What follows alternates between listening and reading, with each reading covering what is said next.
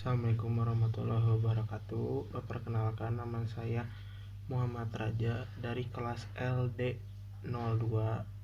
NIM saya 24400241112. Kali ini saya akan menjelaskan tentang five forces model.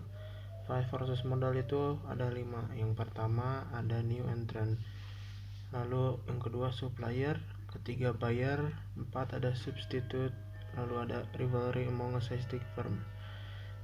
New entrant adalah kemudahan untuk memasuki barang industri. Jadi kalau barang yang mudah masuk di industri, kita menjadi banyak pesaing. Lalu yang kedua supplier, bila industri mempunyai 1 atau 2 supplier, kita bisa industri tersebut attractiveness-nya bisa berkurang. Terus si supplier kita bisa bergantung pada supplier. Yang ketiga buyer, kita bisa lihat kondisi barang. Lalu buyer kadang sulit menentukan harga. Yang keempat ada substitute itu mudahnya tuh produk yang ganti. Bila produk yang diganti di sebuah industri, attractiveness-nya akan berkurang juga. Lalu yang kelima ada rivalry among existing firm. Persaingan tinggi harus lihat atraktif industri tersebut. Jadi begitu. Lalu kalau kita ini yang keduanya ada competitor analisis maksudnya. Competitor analisis adalah untuk memahami kompetitor di dalam bisnis atau di dalam industri. Competitor analisis dibagi menjadi 3, ada direct, ada indirect, lalu ada future competitor.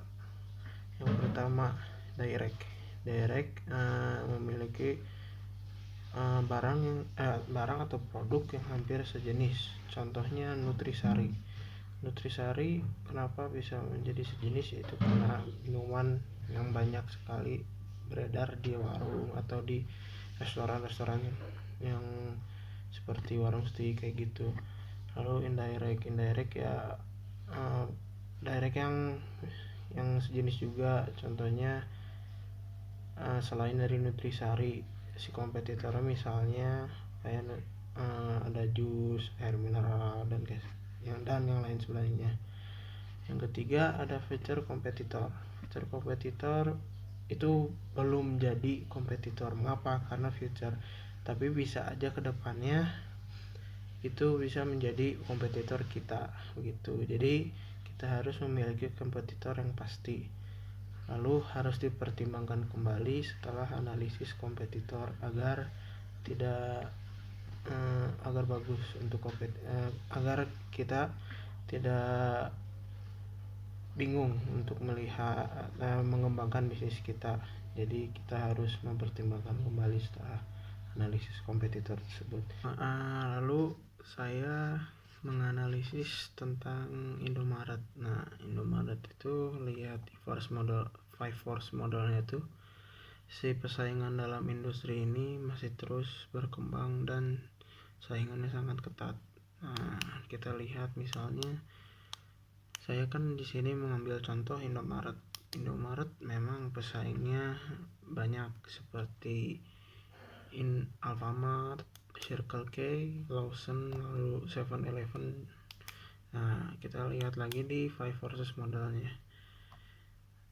Dari industri Indomaret, dia memiliki kemudahan barang untuk memasuki industri tersebut. Terus melihat di pesaingnya baru, mungkin ada beberapa pesaing baru di Indonesia, misalnya kayak toko-toko kecil buatan perusahaan perseorangan, misalnya kayak minimarket, tapi saya kurang tahu gitu namanya. Nah, minimarket itu bisa aja menjadi saingan baru untuk Indomaret. Lalu produk penggantinya khususnya minimarket Indomaret itu biasanya saingan substitusinya adalah para retail tradisional menurut saya, karena setelah saya tadi baca-baca di sumber Google, tradisional itu bisa aja menjual yang tidak menjual yang menjual yang barang-barangnya tuh tidak ada di Indomaret gitu. Jadi di Indomaret itu hanya menjual beberapa produk seperti bahan pangan pokok dan kebutuhan alat rumah tangga.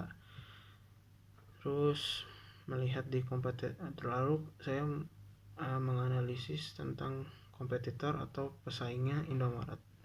Directnya kita lihat di Alfamart, Circle K dan Lawson, itu adalah directnya kayak gitu. Lalu ada indirectnya ya seperti warung-warung kecil menurut saya. Lalu ada fitur kompetitor menurut saya. Fitur kompetitor Alfamart dan Indomart juga itu sudah termasuk, karena sampai kapanpun juga itu bisa jadi kompetitor sampai ke depannya. Lalu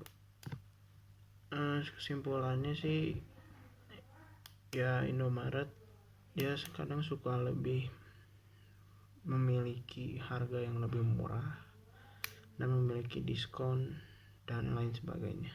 Terima kasih.